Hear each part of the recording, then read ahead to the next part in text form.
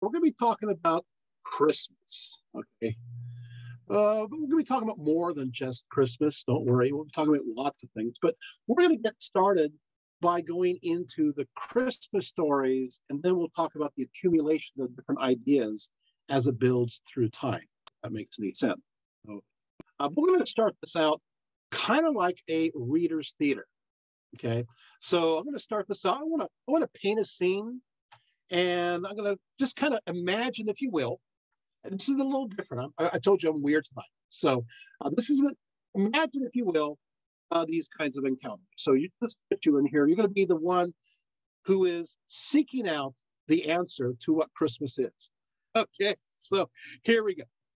So the doorbell rings. Regardless of your belief, a large group congregates outside your door, insisting on giving you a message. No, it's not trick or treat. That was 2 months ago, right? And rather than wearing ghoulish or delightful outfits and begging for stuff to rot their teeth, they're dressed more like something out of Charles Dickens, wanting to merely perform, to sing some Christmas carols for your good pleasure. As they eye each other for a signal, a man in a tall stovepipe hat, looking much like Ichabod Crane, blows his pitch pipe.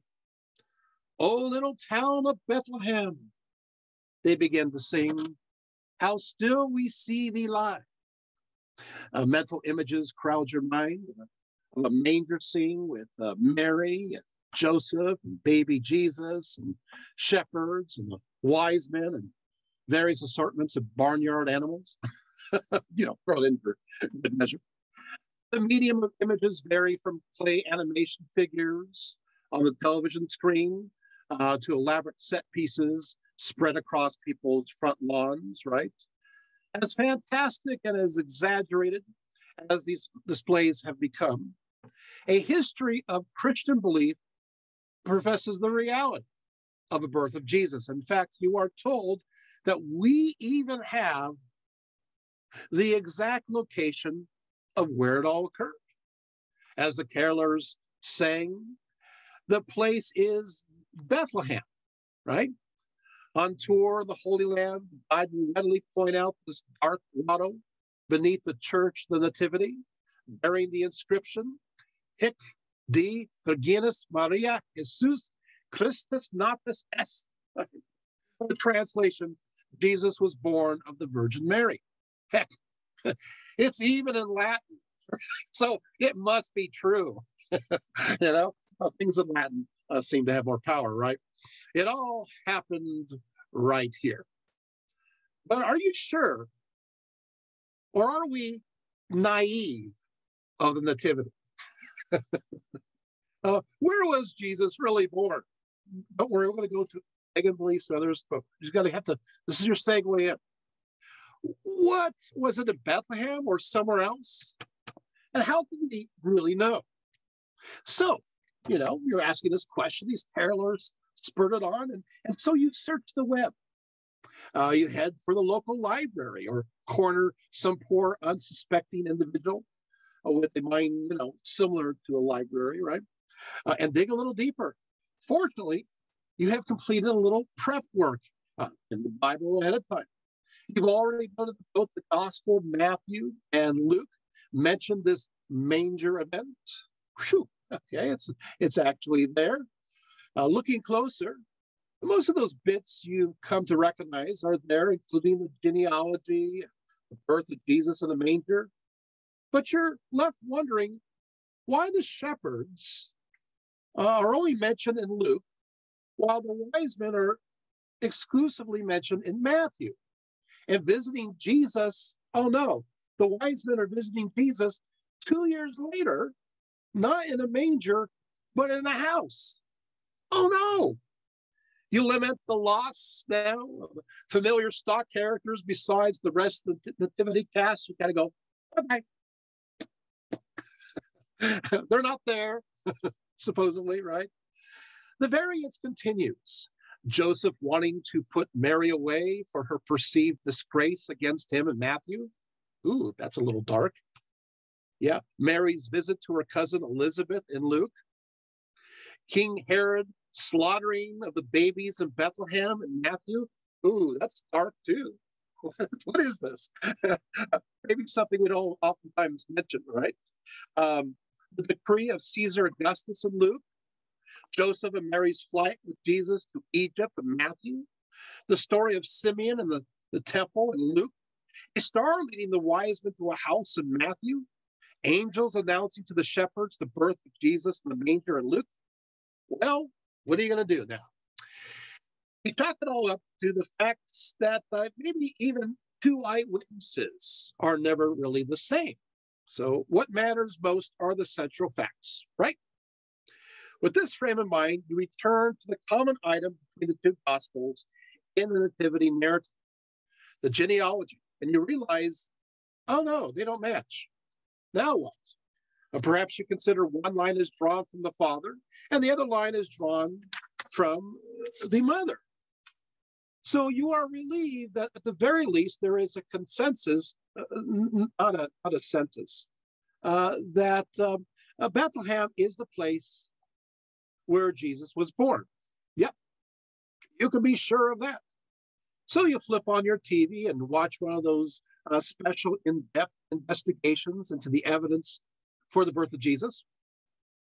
And suddenly a very mild and seasoned scholar informs you that Bethlehem was not really the place where Jesus was born. So it's back to the research and you go. Well, these are just different stories. So hoping to find a list of familiar names documenting the birth of Jesus early on. You want to find documentation. You want to find what do we know historically, right? As opposed to, the ideas that we find in the Bible, which can be understood from your own perception. You can see it as historical. You may not see it as historical. But what does history say? And a lot of people, a lot of scholars even, don't even know this. So guess what? You're getting some good information here. So you're hoping to find some familiar names, of these people who record it down, like John or James or perhaps Peter. Confident words as expressed by a friendly fisherman. You instead discover a wilderness inhabited by some rather stark and even forbidding names like Justin Martyr, Origen, Cyril, and Jerome, the latter name making your mind kind of roam at his potential drone, right? You're going to like this, you began with Justin Martyr's dialogue with Tryphon.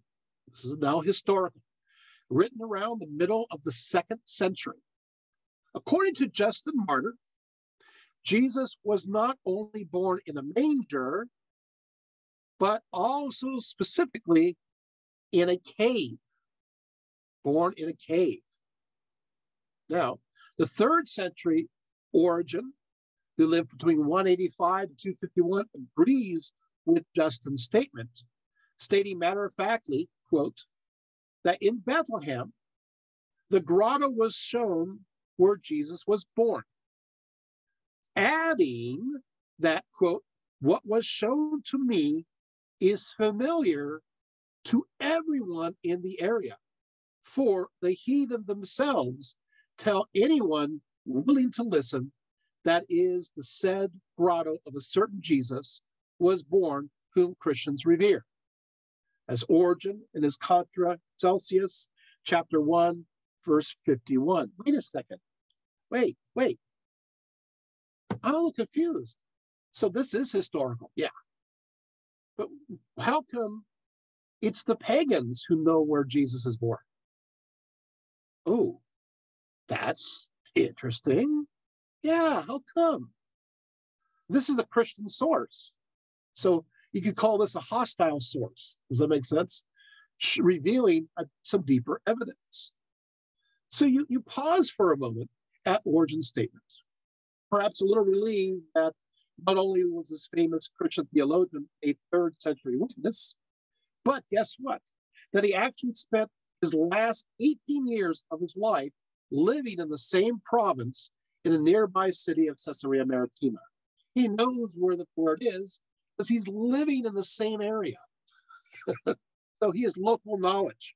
Furthermore, apparently the idea of Bethlehem as a birthplace of Christ had already entered the realm of common knowledge amongst Christians and pagans alike. After digging a little further, you figure out why. The answer resides in the latter two of your dull white men list, Cyril of Jerusalem and Jerome. Cyril, who died around 386, the on and off again Archbishop of Jerusalem, still has a bit of credibility since he lived in Palestine for most of his life and commanded a legion of resources under his thumb. He should know.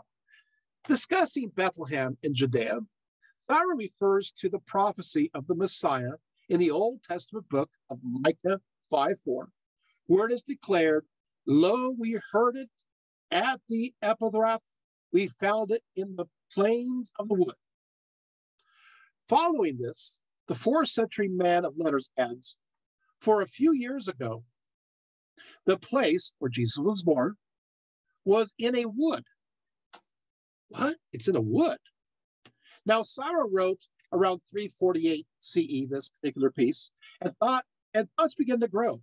Was Jesus born in a cave within a forest? See, it's fun looking at historical parts, but here we go. Realizing you're not out in the woods yet. See, I told you it could be weird today. You branch out to Jerome.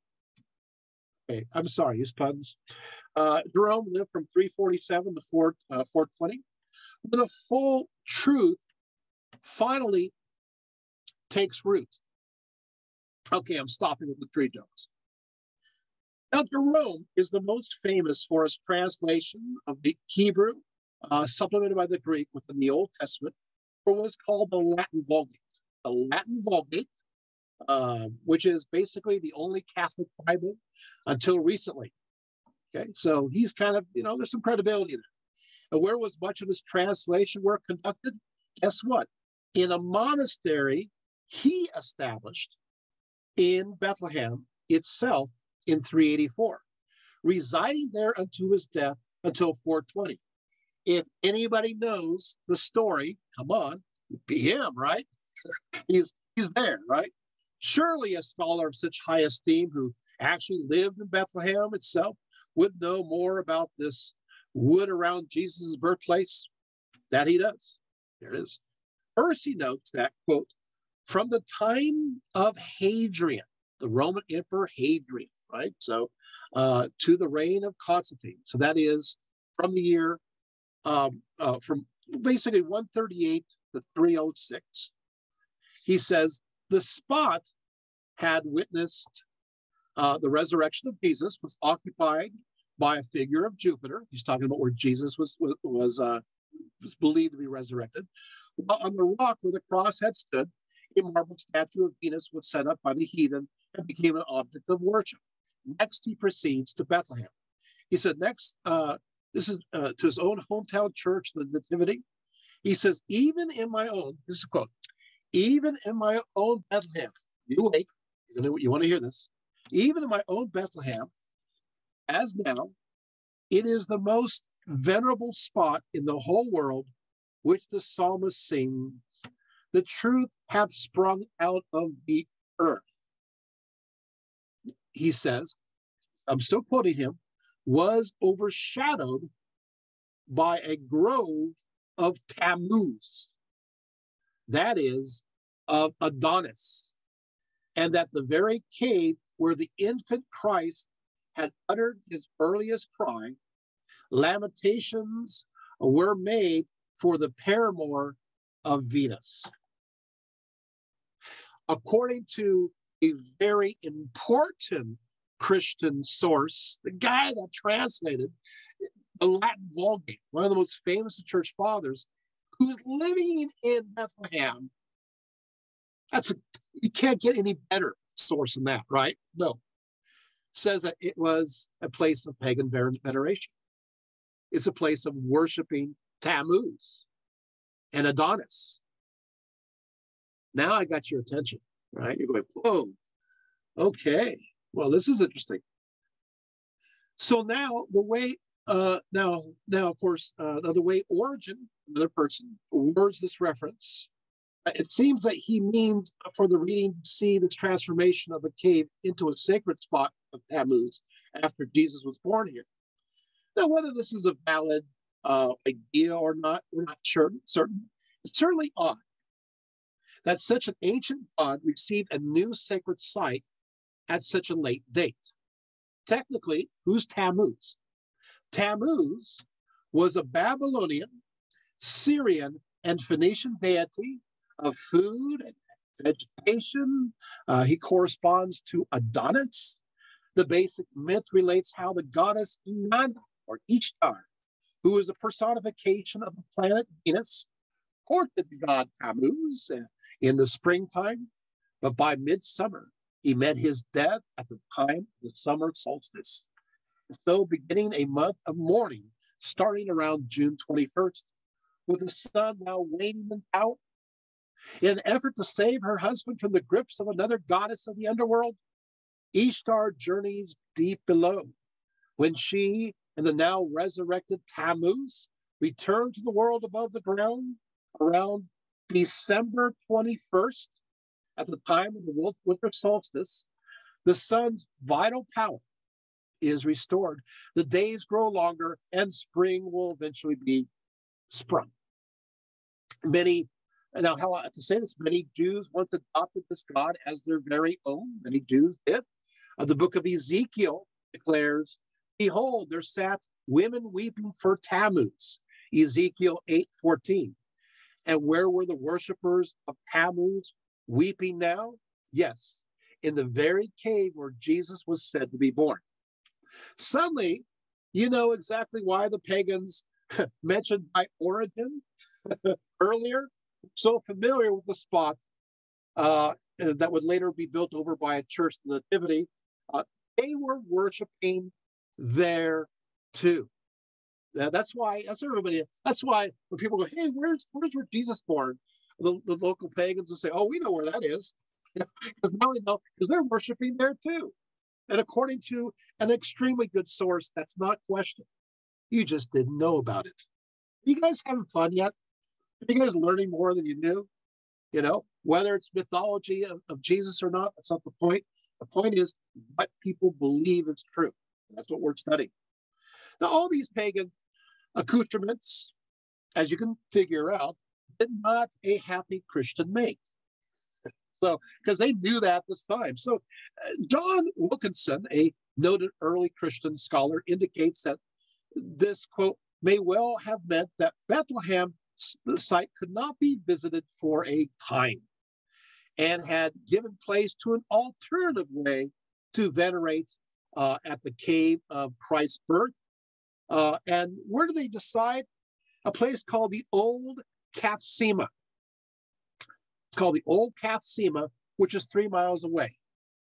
Wait, you mean they moved the spot where Jesus was born? Yeah, because they're going, hey, we can't worship there. Let's see there. So they made another place for Jesus to be born, which is not even Bethlehem. It's called the Cathsema. Evidence for this belief arises from the apocryphal infancy narrative known as the Proto-Evangelism of James, written around the latter half of the 2nd century. So they're already during the 100s. A lot of the people are saying, hey, we can't go to this nativity site. I guess we'll go to another one. According to this story now, because you got to change the story, right?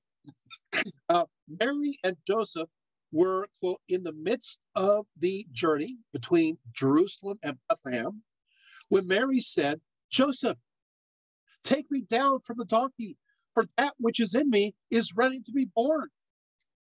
After finding the cave for her, Joseph went out and found a midwife, and when they returned, a dark cloud was overshadowing the cave.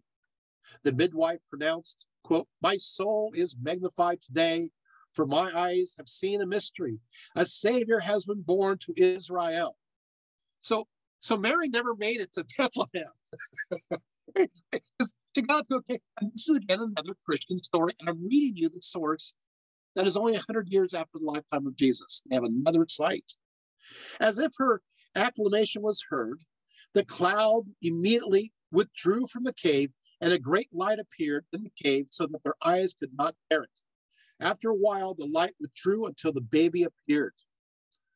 So is this, have we found this other location? Yes, we have. What? For centuries, the old Cathsima church and monastery were accidentally discovered in 1992 by a bulldozer trying to widen the street between Jerusalem and Bethlehem. The site was located within an ancient olive grove owned today by the Greek Patriarch of Jerusalem near the monastery of Mar Elias. When excavations were renewed in 1997, archaeologists discovered a grand and sophisticated octagonal pilgrimage church that was built as late as the 5th century CE, with earlier levels extending to at least the 4th century, if not earlier. Mosaics blossoming in brilliant shades of yellow and red and green accentuate every corner with lively displays of organic aspects, flowers, tendrils, acanthus leaves, horns of plenty, geometrical designs, braided bands. I mean, this is a fabulous church for the birth of Jesus. Another one, another one. You can visit. By the way, this would be kind of fun if you go to Israel. Make sure you visit the other site. Why not? As noted in the life of Theodosius, written in the 6th century, both the church and the monastery of Old Cassima were built by a certain Eclia, a wealthy patroness from the bishopric of Juvenal. So we know about this, right? And so, but what happens is this: you take a look, and of course, they had to update the story. So they say that she had built a church here in honor of the Immaculate Mother of God and Ever Virgin Mary during the time of the Blessed Bishop Juvenal. So what are they going to do? Eventually, when they have to move the site of Jesus being born back to Bethlehem, after Constantine clears the site of its pagan accoutrements, actually his mom did it. What are they going to do? They have, they still have revenue going on in this other place, a pilgrimage. The answer is as follows. So the name is Cathsima, and that seems all Greek to you. It actually means seat. And what they do is they make up a new story. And the new story is Mary and Joseph are on their way to Bethlehem, and Mary gets really tired, and she has to sit down at the edge of this kind of a rock kind of ledge because she's so tired. And so it means a seating place. So this becomes venerated as a place where Mary sat and then continued on the way to Jerusalem. Isn't that fast? To Bethlehem. You know what's interesting? I want to bring this up too, is that the style of the church in architecture resembles the Dome of the Rock, which is a shrine dedicated to Muhammad, built in 692. A place where Muhammad supposedly rose into the heavens, was declared the final prophet. And now that we have the Cassima church, we realize they match. So it turns out, it looks to be that the architects who built the Dome of the Rock were copying the Cassima church, which is nearby. Isn't that cool? Yeah. So that was the earlier prototype for the not a mosque, but for the site. There's a mosque, Alaska Mosque next to it, for the site of the Dome of the Rock. It's the prototype. Okay, so what happens now? Well, with the thought of singing "Oh Little Cave 3 miles outside of Bethlehem," "Oh Little Cave 3 miles outside of Bethlehem," doesn't seem to work very well. Seeming a bit of a mouthful, your thoughts again turn back to the Church of the Nativity. Most sources recognize that Helen, the mother of the Roman Emperor Constantine the Great, as the initial founder of the Church of the Nativity in 326. And so now they build a church and they clear it of all the pagan aspects, and now it's rededicated. And now all those Christian pilgrims feel like, well, they can go there now. Like I said, you're going to learn way too much in this talk. Okay, well, there we go. We think we have it figured out. We take a look It's a grand church. I won't talk about the architecture unless you're really interested in it. But I do find it fascinating. I do want to mention that Jerome is buried there, who I just talked about, near the place where Jesus was supposedly born. And guess what? If you go there, you realize it is a cave. Yeah, it was a cave. It's covered, the grotto that was covered then with gold and other accoutrements, and then built around it. So it was a cave. For those who have visited, you know what I'm talking about. Is this interesting? Yeah. The grove is long torn down. Okay, you're thinking, so now we know it's Bethlehem. Well, wait. Wait. Well, here's the thing. But you know, you're feeling like this is the place. I'm kind of skipping pages right here. But what happens is as follows. There's another site. You see, there's another Bethlehem. Yeah. You know where this other Bethlehem is? It's located next to Nazareth in Galilee. Yeah. You mean there's another one up there? Is it called Bethlehem? It really is. Yeah. So now you have a problem. So what happens now is that there is the other Bethlehem. It's about 7 miles northwest of Nazareth in Galilee. So this is where Jesus lived until he began his ministry. So while Mary and Joseph would have had to travel over 100 miles on foot from Nazareth to go to Bethlehem in Judea for the census, the Bethlehem in Galilee was literally in their own backyard. If this theory is true, it means that Joseph's hometown was simply nearby Galilean Bethlehem. But this assertion also contradicts the context of the Gospel of Matthew, which specifically says it's Bethlehem of Judea, not Galilee. Many scholars will say, well, that's just convenient because they want to fulfill the Davidic declaration that it's in Judea, but it really is here. So, working under the auspices of the Israeli Antiquity Authority, Israeli archaeologist Evry and Oshry has unearthed a massive Jewish community established at this Bethlehem in Galilee. It started in the beginning of the 1st century. The funny thing is that archaeologists haven't discovered the 1st century Bethlehem in Judea yet. But a lot of people say it's because they destroyed that material culture. And that is possible. But we do know that this other Bethlehem thrived early on during the 1st century. In fact, it also became a very center of rabbinic Judaism later on, and there's up through the 6th century. And it is thriving. Okay. So now, believing the Bethlehem of Galilee was the birthplace of Jesus, really has its advantages. You can always, find a room at the inn during the Christmas season. You can smugly laugh to yourself as you consider all those poor pilgrims and the day in Bethlehem suffering under cramped and even inhospitable conditions. Meanwhile, if you're in the Galilean Bethlehem, the local Yosef Yager, of the Galilean Bethlehem, he will eagerly put you up for the night in his hotel, and it's super cheap. In the morning, you can eat at his restaurant, and hey, he'll even sell you a Christmas tree if you want one.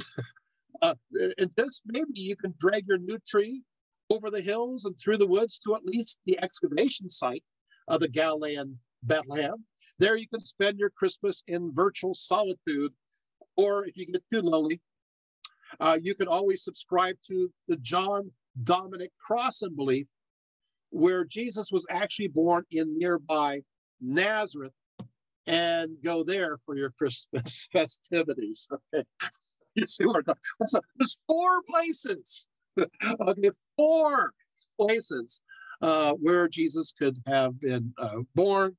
If it's true, we're not even at that level yet, right? So this is kind of throws things off. But and that's just the reality.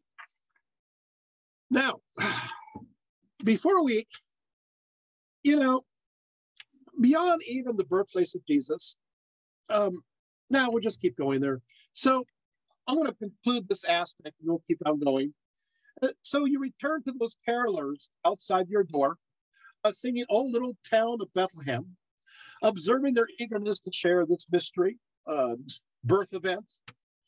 They believe with such conviction and passion. Suddenly you feel a kind of special because these carolers are actually trying to make some kind of effort to bring you joy and happiness. And why be like a Scrooge and just smile and invite those carolers in for something warm to drink? That's what I tell you. It doesn't matter in that sense. So whether we're naive about the nativity, but there you have it. But there's other situations. So I kind of close this little section off. Does this help kind of get you the perspective? Once again, there's no argument against the point where these are Christian sources that do talk about some of these different locations. So this is early Christian writings that are important. If you're Catholic, Jerome is one of the saints of the church. So is Justin Martyr. So it's part of your, whether you like it or not. Even Pope Francis will say, "Yeah, Dr. Rietveld's right. Sorry." We validate church tradition, and so it could be it was a cave dedicated to Tammuz at a certain point. Wow. If you're Catholic, you're going to have fun with your priest. Talk to your priest. It's like, wow, where did you learn this crazy? Oh, okay. Well, yeah, he's right. Sorry. Moving right along.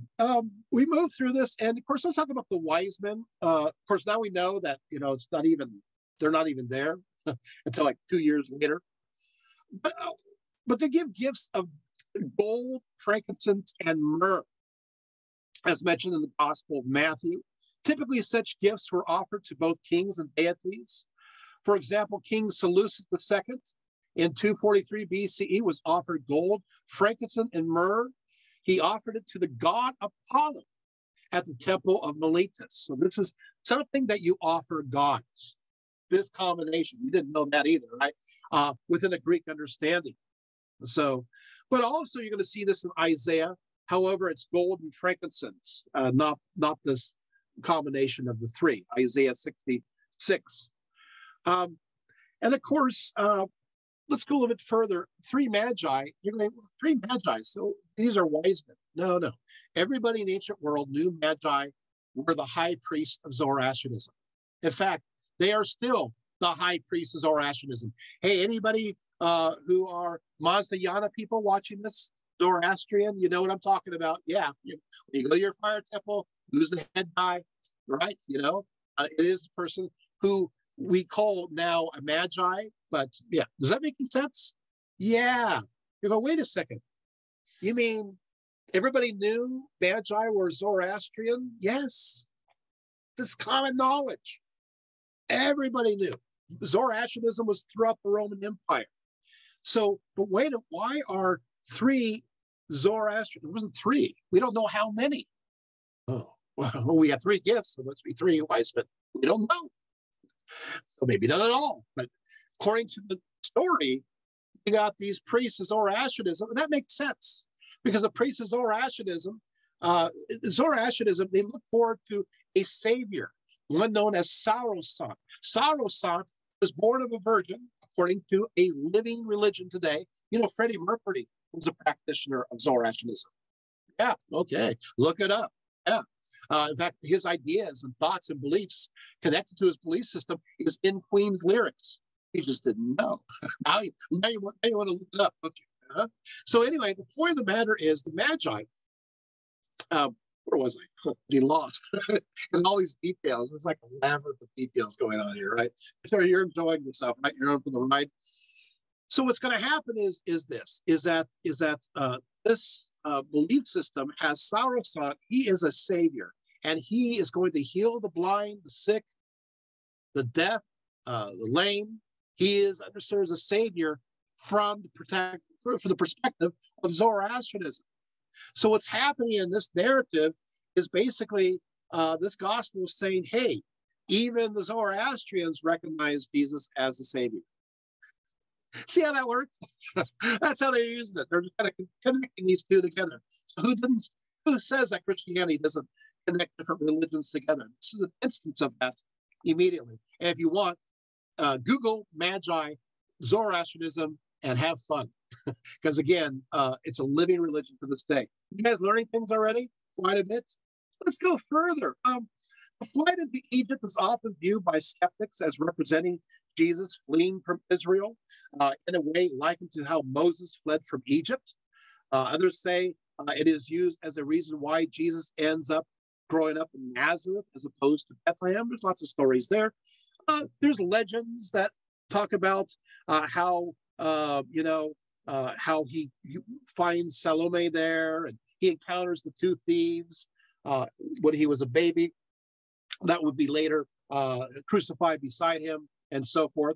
So, okay, so we kind of have a story. Now let's go a little bit further. So let's ask how Christmas came about, celebrated on December 25th. That should be an easy question. After all, it's just a date. Well, guess what? The early church did not celebrate the birth of Jesus. What? No. A lot of them were uncomfortable with that idea. They thought that was not right. Oh boy, I'm throwing you off. What? Yeah. You see, they rather honored the time when Jesus was believed to come to earth as the Christ, as the day of Epiphany. So when he is understood as God or connected to God. So there's two dates. They said some believe it was when the Magi visited Jesus 2 years later. It's set in January. They believe that was the date. Is that making sense? But most of them say it's the moment where Jesus was baptized by John the Baptist at the beginning of his 3-year ministry. This is the Epiphany. If we happen to have Eastern Orthodox, Greek Orthodox here, that's what you celebrate. Hey, Orthodox, which is like, there's 3 major divisions of Christianity: Protestants, Catholics, and High Orthodox. I teach Eastern Orthodoxy at Cal State Fullerton, so I'm pretty familiar with this. Anyway, it's the Epiphany. Sure, they celebrate Christmas, they tolerate it. But the big important date, is of course January 6th. The idea, the verb means, Epiphanius means to appear, a manifestation, appearance. And so it's connected in many cases. It's the answer to the Jewish Feast of Lights, believing the fulfillment of the Jewish Festival of Lights, Hanukkah, which is coming up on the 18th, was found in the light of Christ. And so within the Christian context, the day of Epiphany was understood as the moment when Christ revealed himself as a deity on earth. So this is the day, right? So that's what they believe. Well, and they didn't think that was right because of celebrating his birth, because they thought that this was celebrating his humanity and not his deity. To celebrate his physical birth is focusing on the manhood of Christ as opposed to his godhood. Is that making sense? The early Christians, I have the writings. I have a full stack of them from the 1st, 2nd, 3rd centuries, and they didn't think this is too kosher. Yeah, I know. It's kind of throwing you off. Okay, what if you did say, well, we should just kind of maybe observe the day of Jesus' birth, in an honorary sense, not in a holy sense, like the day of the Epiphany. So they come up with this date. So Clement of Alexandria, towards the end of the 2nd into the 3rd century, says, well, okay, if we have to choose a day when Jesus is born, it's going to be May 20th. May 20th? Well, yeah, this should be the day. But he had competition because other Christians said, no. It should be April 18th. And others said, no. It should be April 19th. They want to correlate with the last zodiac dates for the signs of Aries and the first sign of Taurus. You want to fit the zodiac with it because, there's some realistic viewpoints. Jesus is born. If you've been to Israel, even today, people don't keep their flocks at night during the winter time. It's too cold. They keep them in, those poor little frozen sheep. The story narrative talks about, shepherds out there with their flocks. That would be the spring. That would be the summer. That would be early fall, not the winter. So, of course, early Christian beliefs are going to have it in the spring. Does that make sense? Yeah, it does. It does, And I'm giving you the exact dates. So they go, well, it's got to be maybe, why not maybe April? There was a camp for May 28th too, though. In other words, in the late 2nd century, the only proposed dates for the birth of Jesus were the spring of the year. This changed in the early 3rd century. Hippolytus of Rome proposed that January 2nd was the day. He moved it, being more distant. Other Christians at this time were divided between a day in November, either the 17th or the 20th, and a date in March, the 21st or the 25th. And March 21st was the most popular day.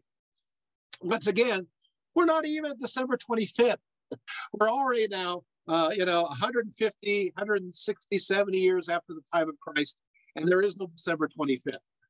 It is different dates. March 21st was the most popular because many believe that was the date when the sun was created, S-U-N, which was on the 4th day after creation, believed, and coincided with the date for the spring equinox. Justin Martyr believed Jesus was probably born on the same day the sun was born. Justin Martyr, a very famous Catholic 2nd century saint. And he proposed such a belief as early as the middle of the 2nd century, but did not mention anything about celebrating that day because, again, we're not going to celebrate that day. We want to focus on the Epiphany, not the actual birth. Yet by the year 243, I told you this I'm going to be very exact about my evidence.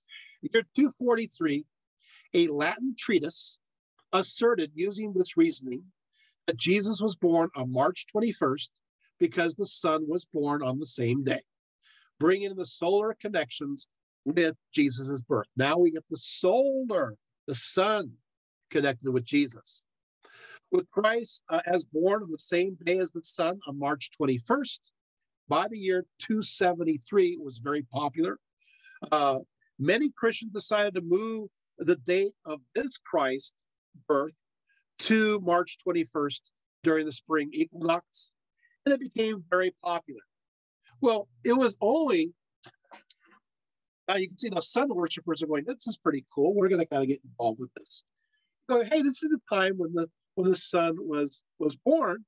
No, there's another day that's important, the Natulus Solis Invictus on December 25th, which is around the winter solstice. We could celebrate then too. And many people said that Aurelian, the emperor, who was sympathetic to Christians, kind of thought this idea was kind of cool. Where do we find the evidence of the change? When is it moved to December 25th? I actually have a Latin calendar and own it. It dates from year 354 CE. It mentions that the first Christmas was celebrated on December 25th by the church in the year 336. So Christmas Day was not celebrated as the birth of Jesus until the year 336, the last year of the Emperor Constantine's reign. With this said, for a long time, the Greek East refused to observe December 25th and continued to view the day of Epiphany on January 6th as a day that receives a commemoration. And to this day, I'm going to date it, 2022, the Eastern Church still celebrates the Epiphany Day as important. Got it? Wow. All right. At this point, however, another holiday enters into the conversation. That's right. Well, now we're in December. There's another holiday being celebrated in December, and they're going to start getting confused.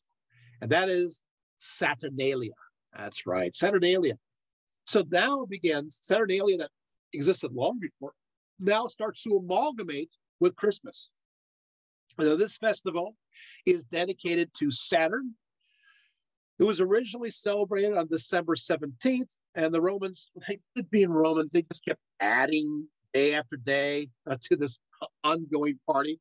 You gotta love the Romans. It's like, hey, why don't we celebrate on the 18th too? We'll do that. Let's do the 19th. By the end of its development, following time of the Republic, going into the time of the Empire, they're celebrating all the way to December 23rd. Like I said, you gotta love those Romans. They love the party. So December 17th to the 23rd, we're gonna have fun. So, and of course, this is close enough, as you can see, to the December 25th date. So you can see where ideas will start to merge together. According to Macrobius, who wrote in the 5th century, the Saturnalia was a festival of lights. What a coincidence, right? Utilizing abundance of candles or oil lamps connected to the winter solstice for the rebirth of the sun. See the idea of rebirth? Makes sense, right? You can see how these days are going to amalgamate together. I love going into the exact details, the mechanics of how these concepts come about. If you're listening, you're going to know exactly the dates and when and how all this comes about too. Is this fun? Yeah, arming you. Of course, the problem is you're not going to be very fun at Christmas. Like, it's like be quiet, just stuff your mouth with a stocking. Hung hair. Okay.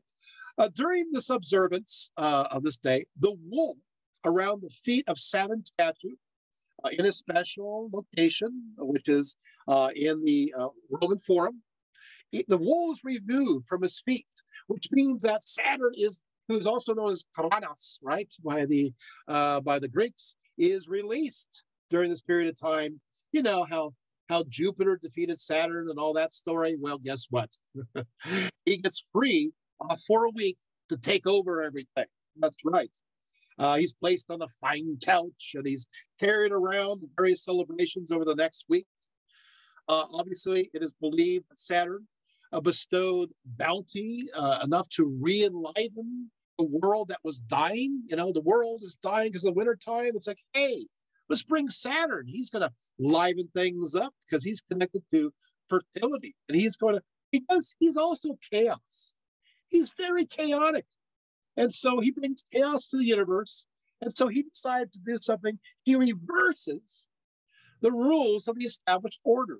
The 3rd century Neoplatonist philosopher by the name of Porphyry viewed Saturnalia as representing the first libation for souls, and secondly, allowing for their dissolution as they faded away from the waning sun. Saturn was, as an agricultural god, and he demanded blood to empower him.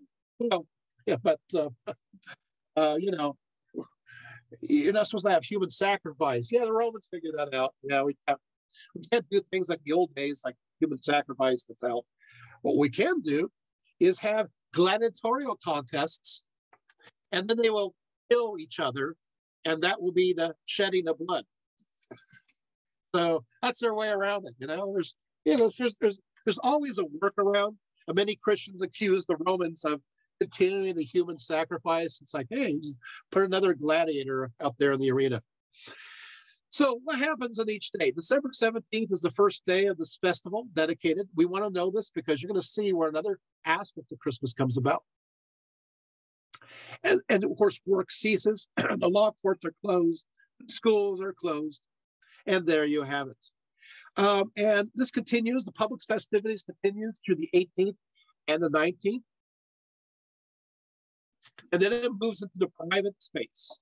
And so as each family who could afford it sacrificed a suckling pig to the gods. Roman males would abandon their togas And they now wore colorful dinner clothes, right? And of course, and the idea is to do, conduct that's not considered what's considered rude, flagellants, burping, just, terrible, terrible human noises, right? But breaking the rules is part of that celebration. So also role reversal was part of this holiday. And so the masters would switch with the slaves, and the slaves now became the theoretical masters. They, of course, within a dining context, the slaves were served their food first, and then the masters second. Men and women were allowed to mingle freely with no divisions.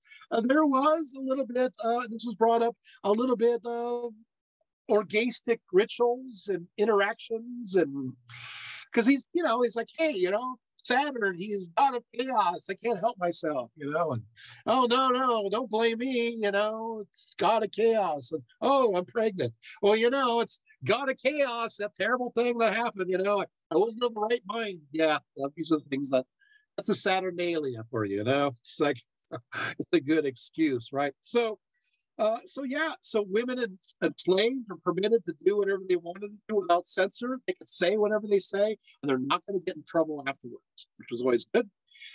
There was an overseer of the festivities. His name is Saturnalicus Princeps. He's the equivalent to the king of fools, who went about making arbitrary and funny rulings. All had to obey his dictates, no matter how strange they were. If he told you to sing naked, you had to sing naked without hesitation. December 23rd, the very last day of Saturnalia, was designated as a day of giving gifts. This is where it comes from, giving presents. Now, the staple gift was waxen or pottery figurines called sigillera, right? These vendors set up temporary stalls in the Romans' Campus Martis and also the Baths of Trajan. Sold these little figurines, especially kids love these little figurines, little miniature people. The origins of these, I shouldn't even tell you. Originally, these little figurines were connected to human sacrifice, but hey, by the time you get to the Romans, later on, the empire, they're fun little things. Collect them all. There you have it. But kids also received toys. Gift giving was really popular. Augustus Caesar especially loved gay gifts on Saturnalia. The famous Latin poet Catullus received a book of poems.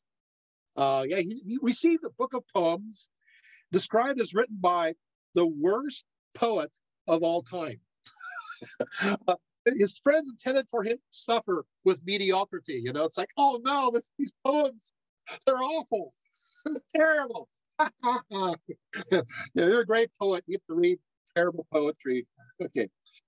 So they also receive regular gifts. And I'm going to tell you, from Martial, he's a Roman poet, he gives a list of gifts that people would give each other during the celebration of Saturnalia. Knuckle bones, cool. Dice, toothpicks. Don't ever give me toothpicks, please. No. Pipes, okay. Writing tablets, money boxes, balls, combs, perfumes. Now we're talking, right? People still give perfumes to this day, right? Masks, hunting knives, axes, spoons, cups, lamps, so basically dishware, tables, statues, books, sausages, and even pigs. Oh, and pets of all different kinds. Oh, this is the time when you get exotic animals, including parrots. Oh, and clothes too. So basically, they gave whatever we give today, but they're equivalents.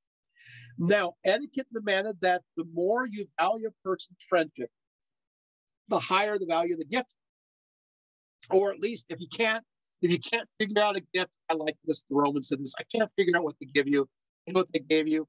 The sesterces. They gave you how much money they would have spent on your gift. Yeah, I love it. It's like, well, what am I worth? I couldn't find what you wanted. Just pay me, okay? And there you have it, a cash gift. Yeah, leave it to the Romans to come up with the cash gift. That's them for Christmas.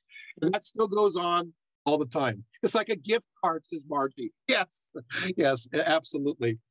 Also during Saturnalia, both homes and temples were decorated with evergreen boughs.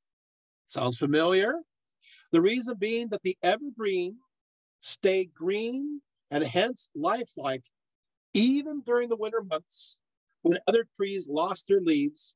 And so they became the symbol of continual vitality, even the symbol of everlasting life. In essence, amidst the season of death and the waning sun, the evergreens symbolize the continuity of life itself.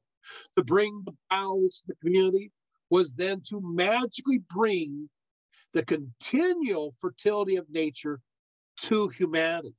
Hence, the continued abundance would be ensured. And so you bring this fertility magic to your house. Sometimes laurel branches were substituted for evergreen branches. Of course, in general, these ritual actions were condemned by Christians. Latin Christian theologian Tertullian proclaimed, "Let them over whom the fire of hells are impotent, affixed to their posts, laurels doomed presently to burn. To them the testimonies of darkness and the omens of their penalties are suitable. You are a light of the world and a tree evergreen. If you have renounced temples, make not your own gate a temple," unquote. So some of these were put on the gate as well. So the Christians would say, no, don't do this. And of course, the Romans are, yeah, of course we're going to do this. The same custom, this is now the Indo-European connection, the same custom the Romans did, others observed as well, both the Celts and the Germans. So it's not like they got it from the Romans. Does that make sense? It's that it's an Indo-European practice. All those who have Indo-European root languages, this is common to all of these, not only Western Europe, but moving into Eastern Europe as well. Does that make sense? You guys got it? It's a larger context. So it's not who invented what first. It just people just all did this in Europe. Now, okay, so what happens is in Germany, and the Celts, they kind of went further, deciding that as opposed to bringing the boughs into the homes, they sometimes brought small trees into the house in pots. And I think this is kind of cool. Small trees. So rather than cut the tree, you bring a living tree into your house in a pot, and that brings that life in, you know. And so, and this is, of course, during the time of Yule, right? Now we get to Yule, right? As for Yule, this Northern European observance occurred around the time, guess when? As, of course, the winter solstice. By moving that date of the Christian celebration, you're seeing this from like April, May, to December, into the time of the solstice. What happened is by doing that, you've automatically made it connected to all these other beliefs. Does that make sense? Whether it be Saturnalia or Yule, these interpretations will now come about. These already pre-existing ideas.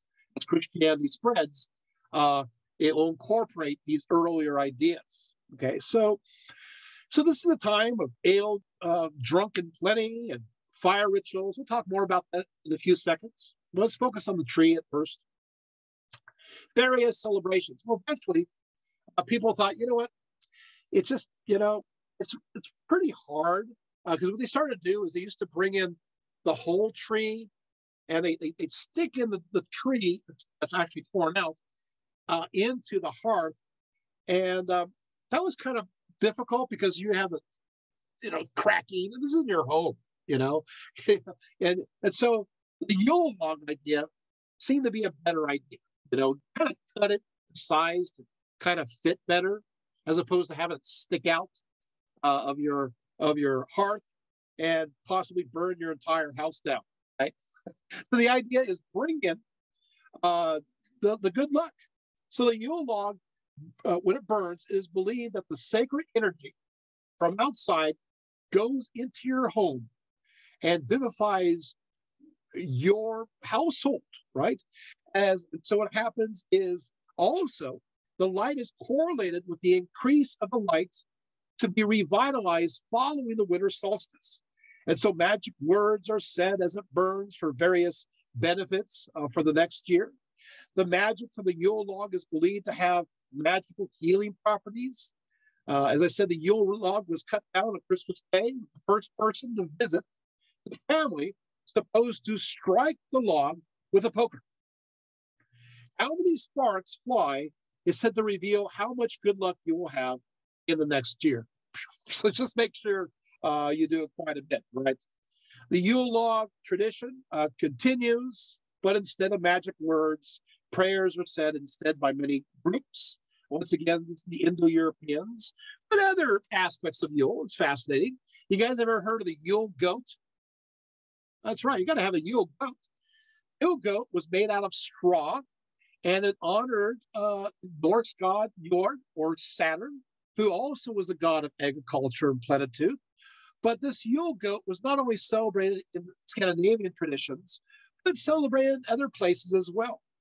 The idea, of course, is that the sun it re-enters the sign of Capricornus, which of course is Capricorn, which of course is the word for cornucopia, which means horn of plenty. Also, these goats are connected with Thor, who has a sky chariot that is guided by two goats, Tanja's Year and Tanjat Yor, right? And also, of course, you also have the idea of the Slavic Kolida, which is Yule. You have Dazbog, god of the fertile sun and harvest, who is represented as a giant white goat. So you have lots of these goats, and they would have processions. And guess who they add to the procession? You got it, goats, right?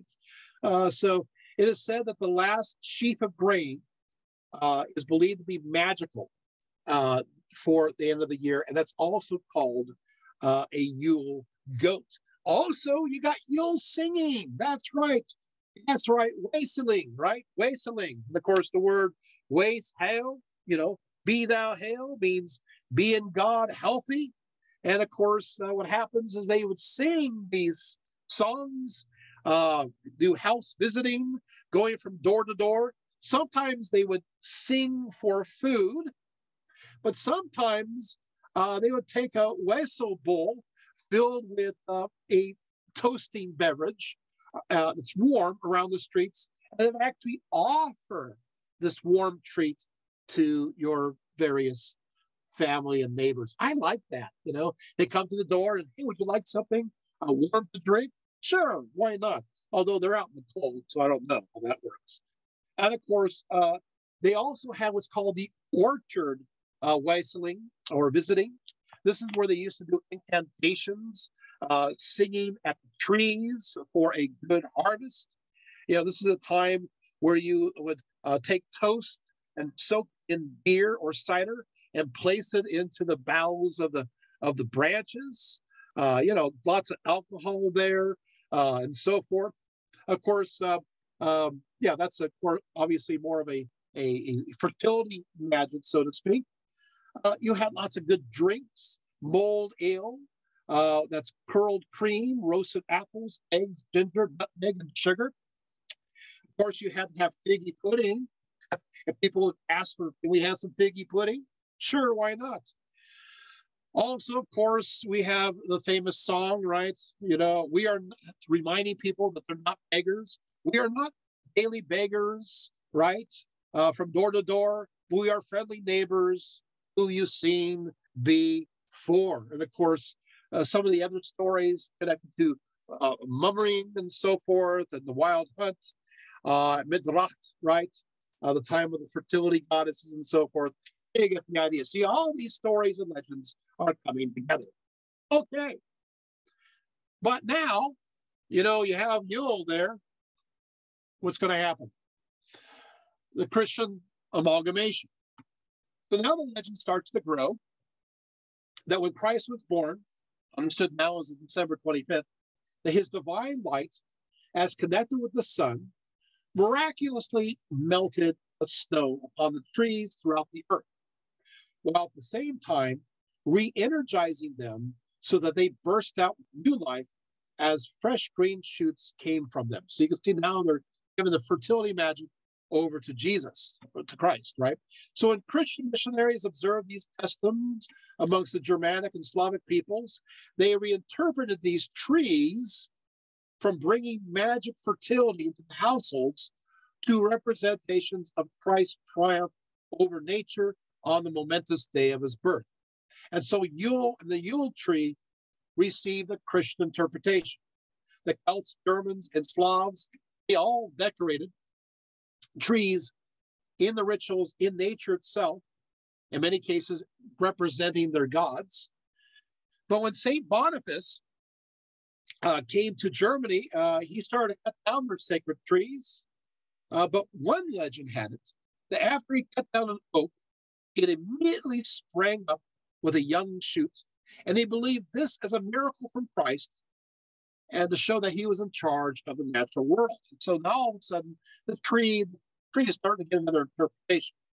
By the Middle Ages, Christmas Eve became associated with Adam and Eve, with the various passion plays, often featuring a decorated fir tree with hanging fruit, usually apples, representing the Garden of Eden, right? These passion play trees were called paradise trees, and so were the symbolic tree bookend to the other tree, which was the Christian cross, right? So it's a Christian. So you have the idea of the paradise tree and the cross, the tree of where Jesus was believed to be sacrificed. So representing, of course, humanity's expulsion from the Garden of Eden to the promise that Christ would return. So now this story starts to spread. By the end of the 15th century, many passion plays were considered too rowdy and even became heretical, sloppy, popular drinking games going on there. So what happened is the Paradise Tree and the Passion Games disappeared in many places. But guess what? A lot of people say, I want to have my own passion tree in my house. So he brought the passion tree into their own homes, right? Still hung with fruit, but added with white Eucharistic wafers representing the Eucharist. So the paradise tree, which bore the sense of humanity, was transformed into a tree which now bore salvation of humanity through the cross via the sacraments. Yet, with that said, you can see where the pagan legends are still going to kind of connect here. So there was a revival of the importance of these trees in connection to the Christmas season. And in Riga, Latvia, in the year 1510, there was a tree that was venerated. 1510 doesn't appear to be connected to a passion play at all. In fact, there was a plaque that was located at the side of this tree in 8 different languages today. The Riga tree was hardly a paradise tree because it was tended by, get this, strange men wearing black hats. According to Latvian sources, the Riga tree was covered with paper, flowers, and dried fruits. Those wearing the black hats were part of an actual brotherhood of black hats, consisting of various trade captains of ships and others. There are also a popular drinking club. They're notorious drunks. But the point is, it looks like here we have evidence of a remnant of the pagan veneration of the trees going into the Christian era. And of course, the fig tree was burned following Christmas on January 6th, the day of the Epiphany. And many people understood this as connected to Yule. The Christmas tree was placed in the middle of the city for all to see. It appears that there's even an earlier source from 1476 and a nearby Estonian city of Trallien and its own Yule tree as early as 1441. Whoa, wait. And there's a lot more stories that have been lost throughout time. So it looks like this pagan celebration of a fertility tree, a Yule tree, continued amongst many communities as a sacred tree in the middle of town. Now, the one that's connected directly as being a paradise tree was the one in Strasbourg in 1521. The story about Martin Luther, doing the first Christmas tree, as you can figure out, is not true. This is an ancient precedent that I just made, connected the dots, so you saw them all, and you're not going to find this online either. This you can see how there's a continuity of these ideas. In the 17th century, Christmas tree became more popular, with an unknown resident from Strasbourg stating, "At Christmas, they set up fir trees in the parlors at Strasbourg and hang thereon roses cut of many colored paper, apples, wafers, gold foil, and sweets." So around 1650, the Lutheran theologian Johannes Danhauer wrote in his The Milk of Catechism that the Christmas or fir tree, which people set up in their houses, hang with dolls and sweets. And afterwards, they shake them and deflower them. Whence comes a custom I know not. It's just child play. He continues. He says, "Far better were it to point the children to the spiritual cedar tree of Jesus Christ." He's going, don't do this. But everybody's, of course, doing it. The Christmas tree then was brought over to the Americas by German immigrants and appeared around 1700 in Pennsylvania. The French started their Christmas tree tradition in 1837. And of course, German Prince Albert of Saxony, who married Queen Victoria, who did she do? He brought the first Christmas tree to England, planted one directly in the middle of Windsor Castle. And so, yeah, Christmas tree is now in England, right? Yet still in 1850, Charles Dickens was still referring to the Christmas tree as a new German toy, since it was, after all, the German Prince Albert of Saxony who brought it in.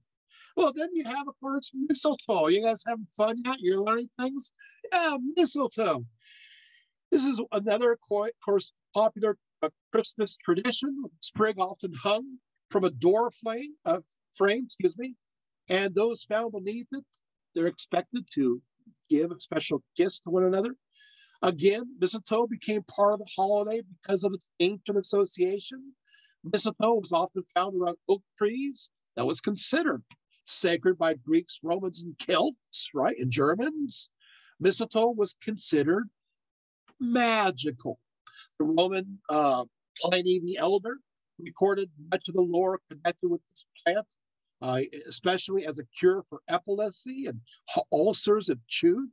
According to Greek and Roman beliefs, when the oak lost its leaves, its vitality of the oak then transferred over to the mistletoe growing around it, and so it's able to contain its sacred energy connected to both healing and fertility.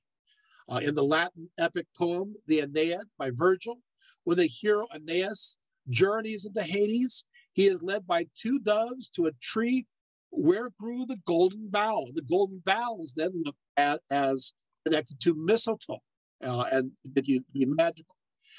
Because mistletoe was connected with both magical protection and fertility, it became a common custom to tie it in bunches and hang it in front of the homes to either attract good fortune or to ward away evil spirits. And this custom even extended to barns also for, horses and cattle. We need to have benefits from this mystical plant too. If the animals appear to be barren, fertility magic inherent within the mistletoe was the cure. In both Italy and Sweden, other places, mistletoe was believed to prevent a horse from catching fire or to extinguish it. A house, a house from catching fire. Although I like to see it, maybe a horse too. I guess anything would catch fire. There you have it. The Welsh believed that mistletoe placed under the pillow gave you good dreams. But most of all, it's connected to fertility magic. That's right. And so what will happen is that if you kiss under the mistletoe, good luck. You don't only get a warm romantic kiss. You may also have a warm bundle in your arms in 9 months, according to the mistletoe magic. So there you have it. Sometimes the wreath is placed flat and decorated with 4 candles. Later on, they say it's earth, air, fire, water. But this is a modern interpretation. Still, it did represent the renewing fires of life. And so you'll see these various depictions. And let's go on to nativity scenes. Nativity scenes, by the way, were popularized by St. Francis of Assisi. It was intended to convince Christians to focus more on the birth of Christ and not the materialism of gift giving. And so that's where it comes from. It really does come from St. Francis. When it comes to Santa Claus, I know I don't have a lot of time, but I do want to talk about some highlights of Santa Claus, because we covered all the other topics, right? So let's give a little time for old Saint Nick. Why not? It's quite a pick. Okay. Was there such thing as a Saint Nicholas? And the answer is absolutely yes. I have been where Saint Nicholas was supposedly buried. Actually, not supposedly, he was buried. Within the last year, they found the area of his tomb, excavated it. So cool stuff. So, but Saint Nicholas does exist. He was born in the latter part of the 3rd century, between 260 to 280, in the small port city of Patara, located on the Mediterranean coast of modern Turkey. So Saint Nicholas, yeah, he's Greek. And so what happened is fortunes were made and lost in these various trading communities located along the Lycian coast. Nicholas's father was very involved in the trade of wheat and made his fortune that way. Ancient legends tell us that Saint Nicholas was a gift from above in answer to their parents' prayers.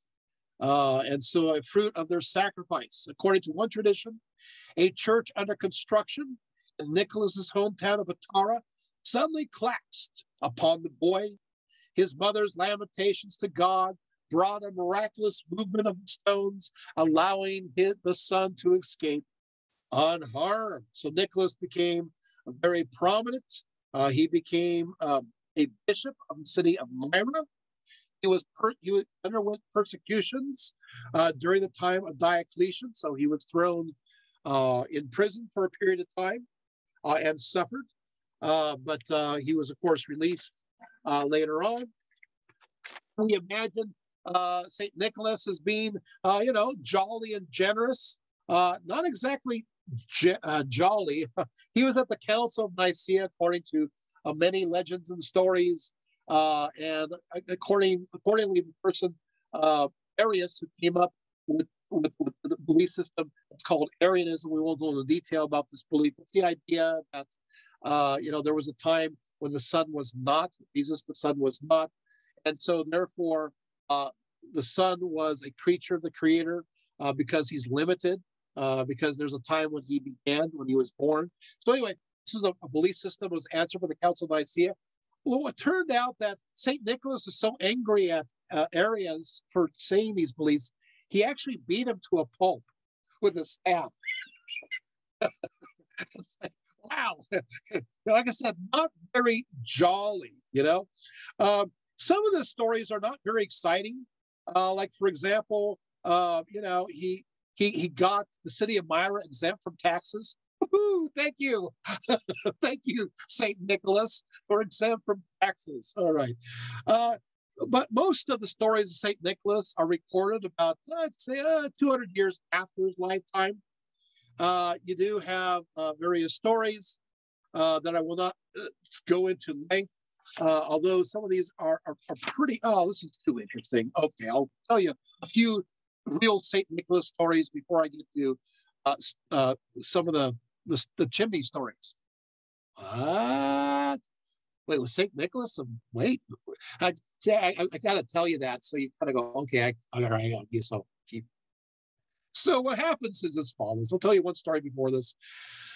There's a story of the 3 generals. The story follows that the governor of Nicaea had taken bribes to condemn 3 innocent men to death. But on the day set for their execution, St. Nicholas arrives and stops the execution, and upon his authority has the 3 men released. Angry at the governor, Nicholas chastises him for his sins, because St. Nicholas he's He's hot-blooded and angry. We all knew that he was he was kind of feisty. Anyway, exposed and without any recourse, the governor pleads for mercy and asks for forgiveness. Three imperial officers happened to be witnesses to this occasion before leaving for Lycia for their positions in Phrygia. Yet when they returned, they were accused of treason for crimes they did not commit by the prefect, who was basically also secured a sentence of death by the Emperor Constantine. So these three men going, you know what? We're innocent. St. Nicholas was able to help other men. Couldn't he help us too as well? And so what they do is they pray St. Nicholas to help them. St. Nicholas, who's alive, by the way. He's a living at the time. He prays to the living St. Nicholas. So, and St. Nicholas then appears to the Emperor Constantine and says, hey, these men are innocent. Okay. And so, and of course, Constantine the Great says, okay, I will free them. Okay, so why'd you tell that story? Because it gets worse. Because this story is now told again, and it gets darker. The story goes that there's a famine spread throughout a certain island, and the situation got quite desperate. A certain butcher, not having any available meat, lured 3 children into his house, and after they had fallen asleep, proceeded to slaughter and butcher them like pigs, cut them up into little pieces, and place their bodies in a tub to cure them like pieces of ham, salted and all. This is kind of a distorted version of the story. In fact, actually planned to put them up for sale. Now, St. Nicholas happened to be on the island, taking care of the hungry, and he realized the butcher's evil act. An angel informed St. Nicholas of this horrendous crime and immediately sets out to the butcher's house. In the end, St. Nicholas saves the day and even ends up resurrecting the 3 boys by his prayers. Later, an 11th century version of the story changed the 3 children into clerks who wanted to spend the night at the butcher's place. After the butcher murdered them, he had his wife make them into meat pies. Somehow St. Nicholas was able to bring 3 men back to life. I just love these kind of stories and how they change throughout time. But Nicholas was intense, especially for his generosity. And he was celebrated for this generosity. He considered inheritance a means. So basically, he wanted to give his inheritance to people who are needy, who are hungry, who are suffering. So there's a story of a poor family. Here we go. Who could not afford dowries for the marriage of their 3 daughters. In antiquity, of course, if you don't have dowries for your daughters, you're putting them at risk.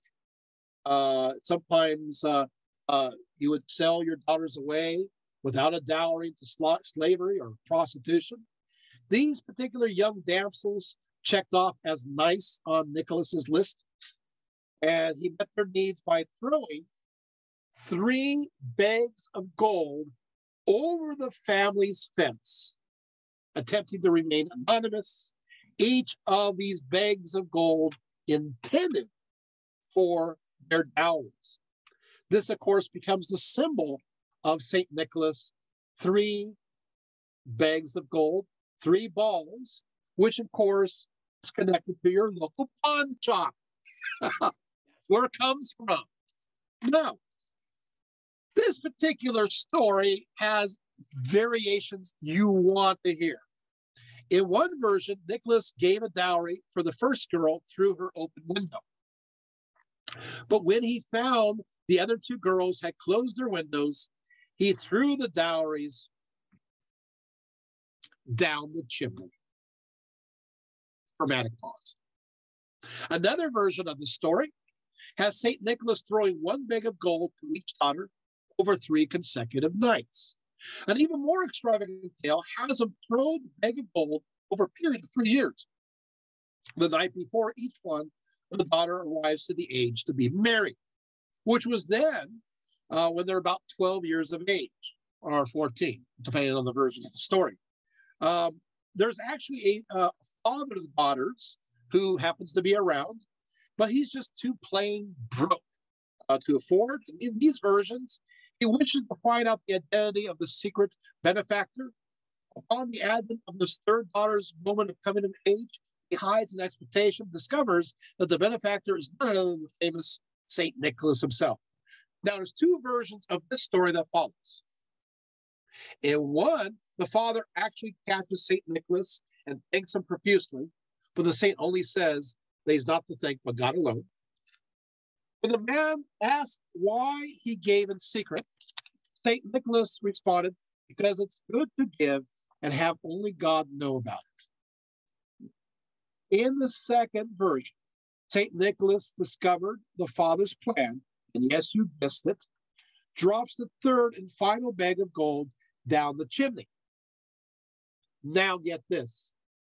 There are actually two versions of this one. You want to hear this. In one version, the daughter simply finds the bag of gold in the chimney.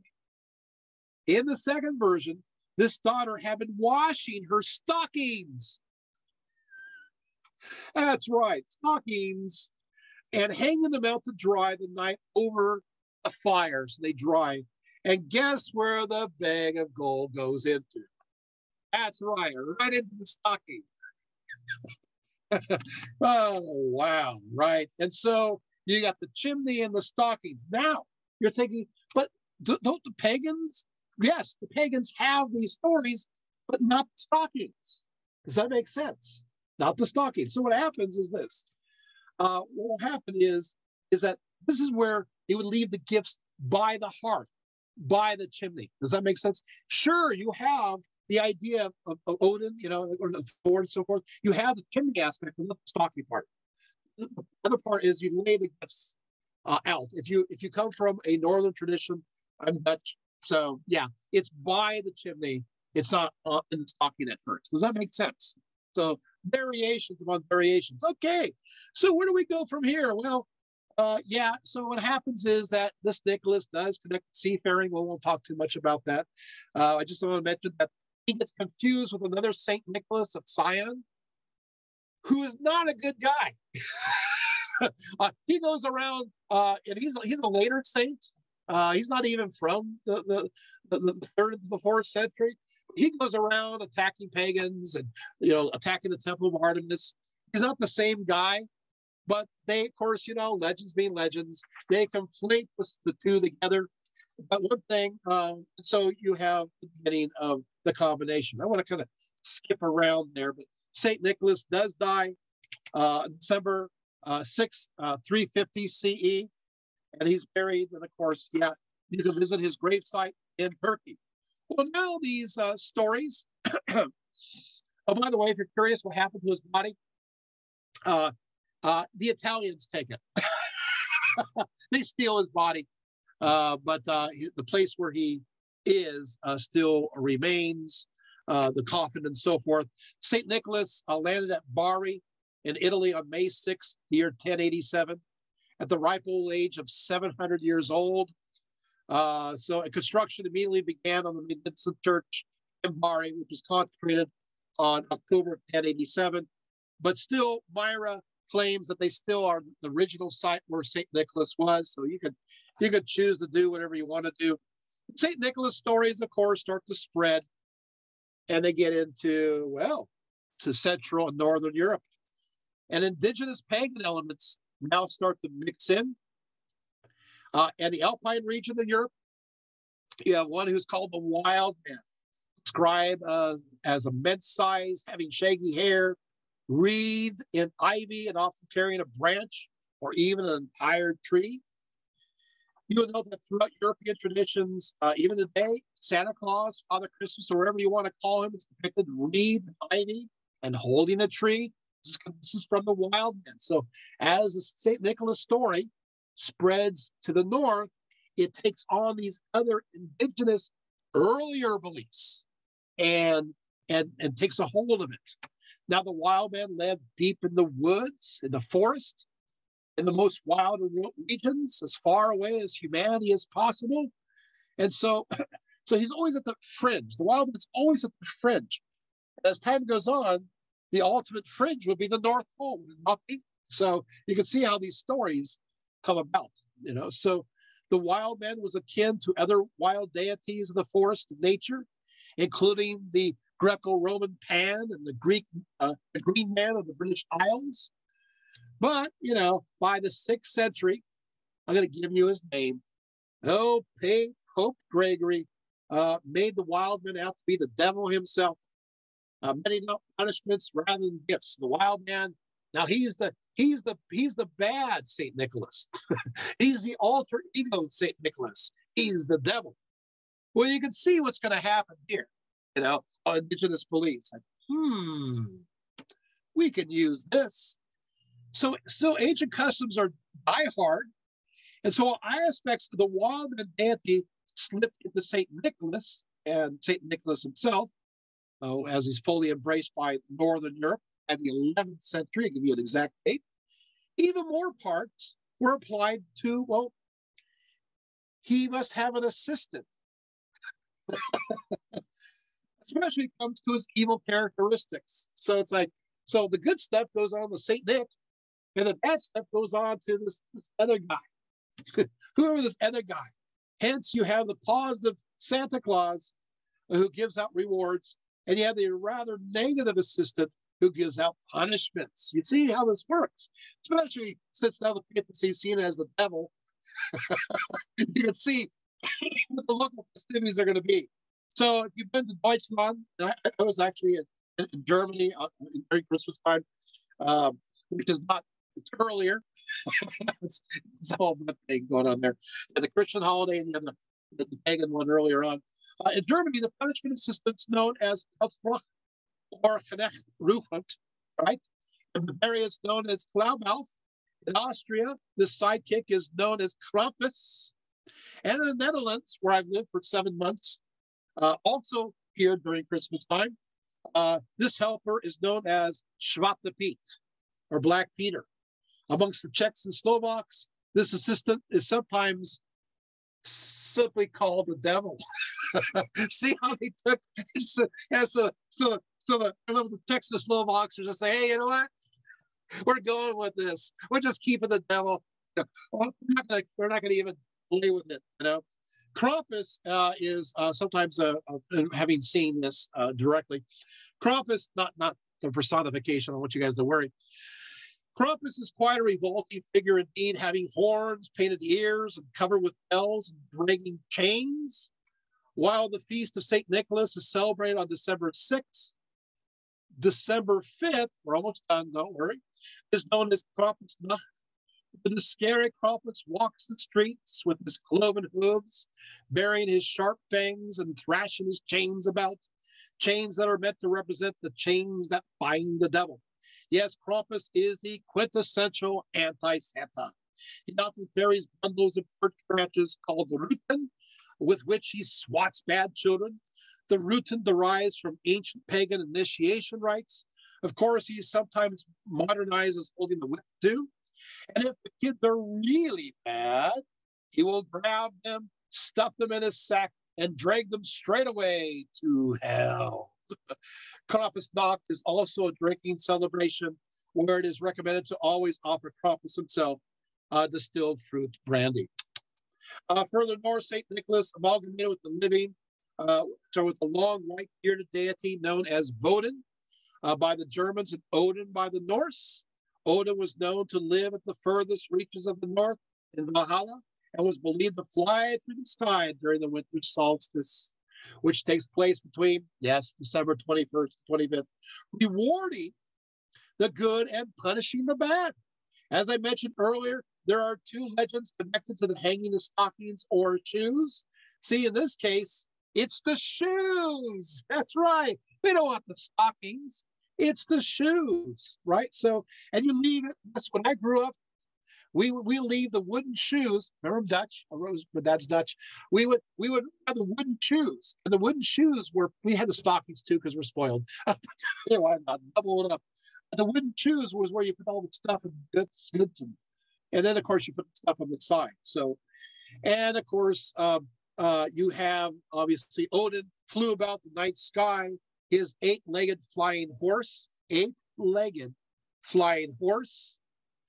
And of course, you know how that works. Eight-legged, you can see where this is going to be translated over to individual, flying, not horse, but reindeer, right? Although Schlappendar and the other, they needed to eat now and then, and so they looked for food. So children would put out in their shoes or their boots straw, carrots, or sugar for the horses.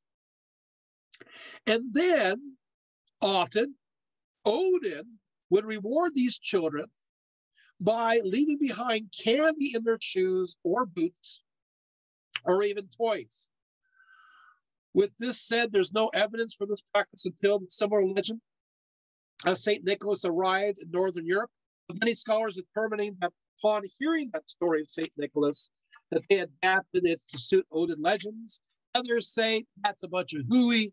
And so you're going to have, this is where scholars like to spend all their time fighting. Let them fight.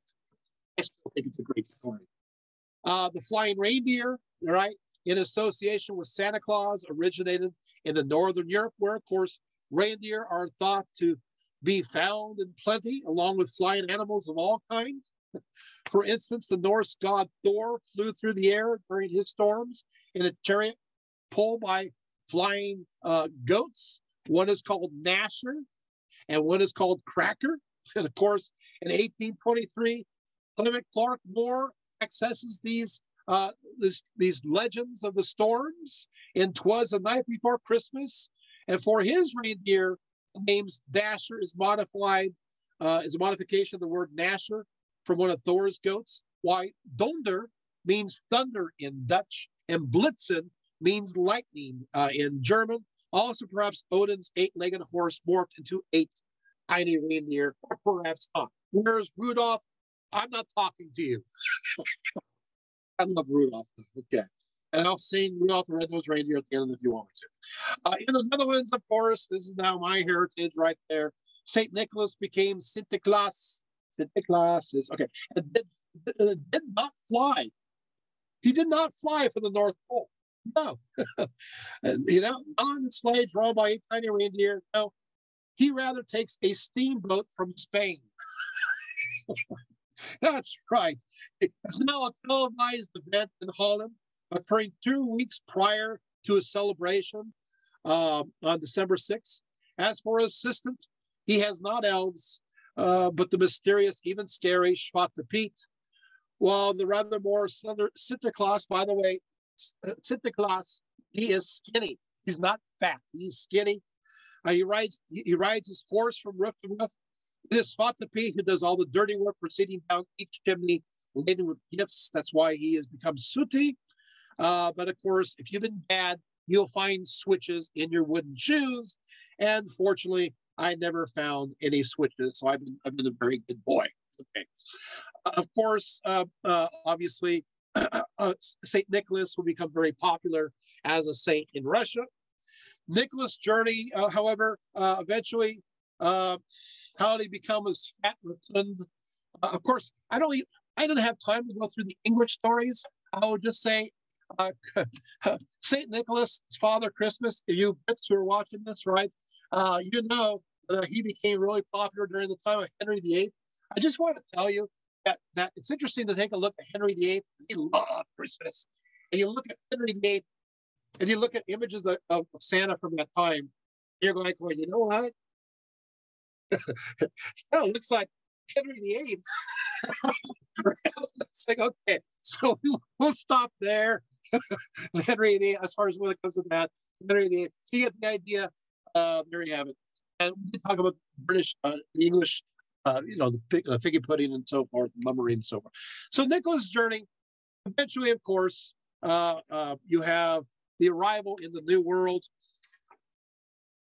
We'll talk about, I'll just mention that Nicholas entered the main street when patriots formed the Sons of St. Nicholas in 1773. And of course, Eventually, you're going to have a work on St. Nicholas Day in 1809 titled The Knickerbocker's History of New York. This work captured folk traditions and fostered them with flights of imagination to portray Nicholas like an elfin Dutch burgher with a pipe in hand, anonymously distributing gifts through chimneys if necessary. So this work brings together, thank you, you New Yorkers who are watching this, are going, let's just make a shorthand version of St. Nicholas and just kind of blend everything together. And that's what you get.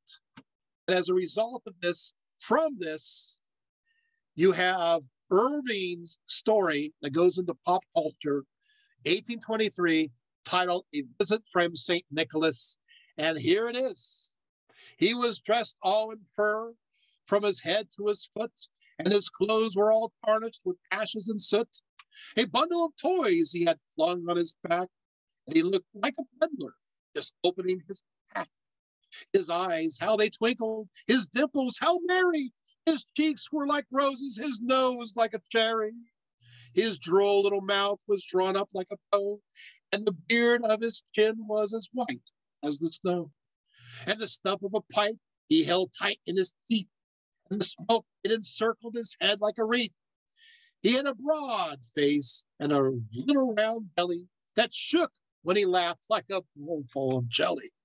He was chubby and plump, a right jolly old elf, and there we have it. Oh, oh, oh, oh, oh, oh. And so what will happen is, obviously, this is the night before Christmas. This becomes very popular. But then commercialism sets in.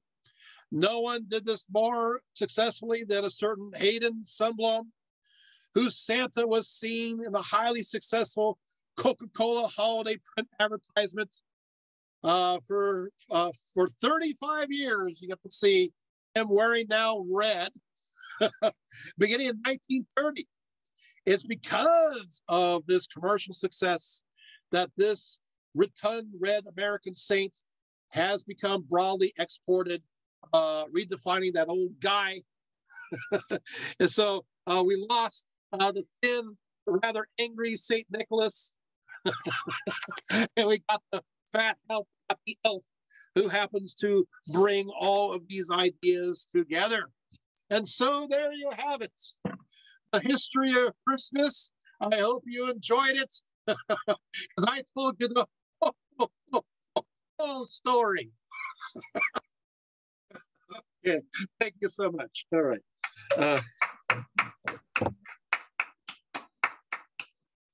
Wow. So thank you, Thomas. As I lose my voice. So did you guys enjoy that? Was that fun? Yes. So any questions? I'm sorry. Told you I haven't had enough sleep.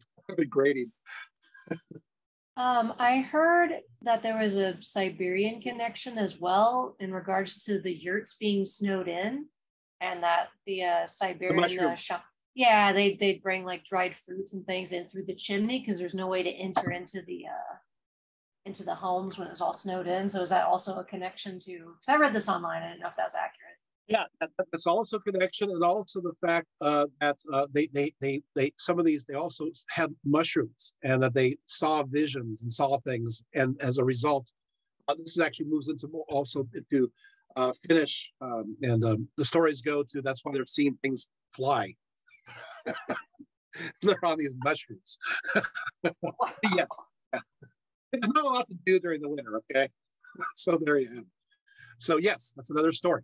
Yeah, there's a lot of stories. In fact, one thing is that what's happening is Christianity, Saint Nicholas, that exists, but then he becomes like this weird legend. And then what happens is that it starts integrating wherever Christianity spreads, it integrates with anything that's indigenous, and then it mixes together. And that's how it all comes about. Right from Christmas tree, the mistletoe. By the way, of course, obviously the device thing, and the caroling comes from this, where they would go from door to door. That's where we get the Christmas carols from. So does that make sense? So yeah, so we kind of all these stories, all these tales come together. a little red and white mushroom, says Kelly. Right? Amanita muscaria, something like that. Is that what you're talking about? Okay. Yes. Makes sense? Yeah, it's interesting. It's very genius. You know, it's a good way to get everybody on board. Yeah, you just usurp any indigenous beliefs and say, yeah, that's the story. Yeah, that's what I've been teaching the whole time. Yeah. Good job. It's like, oh, we can have, nobody wants to.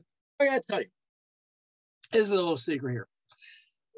Christmas throughout the world, I mean, this season is pretty cold and dark, especially the north.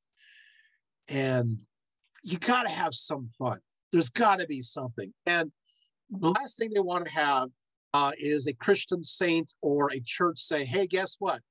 You know, the little one fun thing you had, the day that you had, we're going to take this away. you want your parishioners to keep going to church? And tell them, just keep the legend, keep the story. Jesus wanted that too. Yeah, I'll go with it.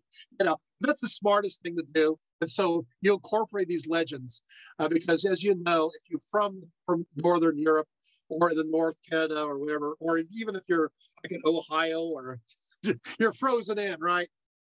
It's all about trying to stay warm. And we need this season to bring up our hopes, to have hope again that the sun is going to come back. Come back, please. And we don't want to keep eating all the stored food. We started to store and selling, earlier.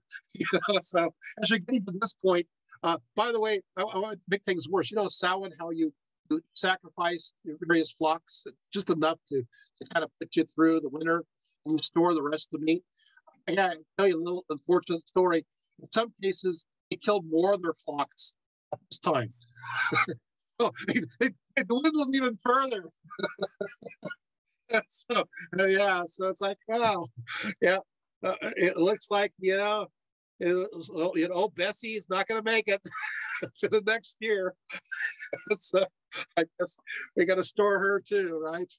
You're going to say asceticism just isn't as marketable. No, it's not, right? So you got to have a little fun, and so the creativity comes about as a result of that. So they come up with it. Any other questions? Sorry. Oh, I'm delirious. Hey, this is a good time to ask me questions, right? Any other questions? Do you feel like I answered your questions about this period of time?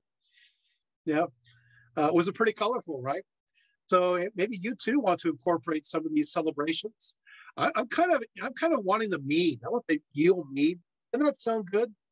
And of course the idea of people giving me warm drinks at the door. Although I think that it should be the reverse. I think that you're inside, you should be giving those people out there the cold the warm drinks. But then again, there's another version of the celebration where you did give them the warm drinks, but you also gave them lots of food.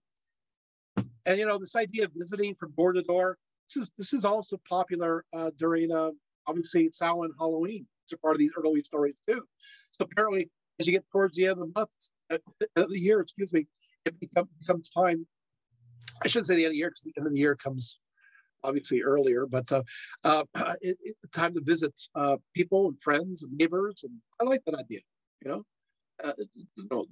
Holidays about people, visiting people, having libations, telling stories, laughter, and singing.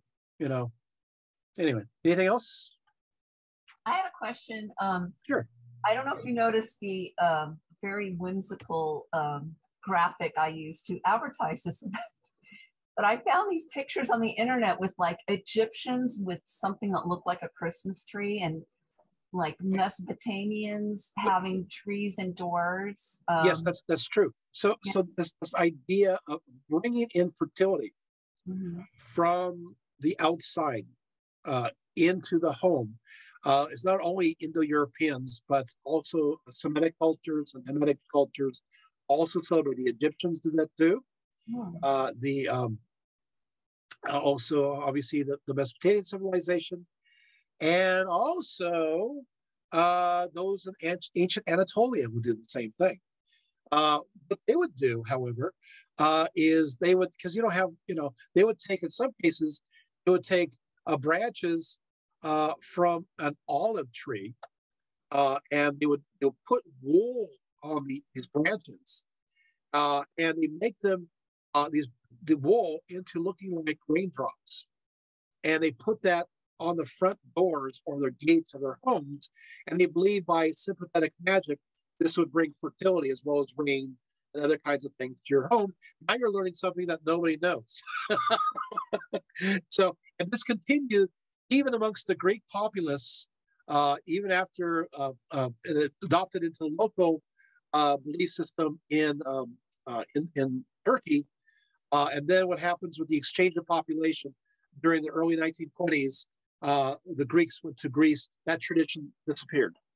It continued all the way into the 1920s. So these traditions and stories happen in different places as well. Yeah. Oh, so okay. Yeah, and the idea of bringing something, the idea is you want to bring something that is living into your home. This is also, remember in Samhain, they have the bonfire. And what do? They dance around, the fire, and they build the heat up, and the idea is you want to invigorate the sun to have enough energy to get through the winter season. And it's believed that then what you do is you're taking all the energy yourself, you're taking the branches, you're holding branches, you put it into the fire, and what do? You go to your home and you light your hearth with it, bringing that energy from the fire, the bonfire, into your home, and that's part of the Samhain. So it's kind of a repeat of the same idea, even amongst some of the same people, right? The idea of now you bring a tree from the outside or something that's life into your home.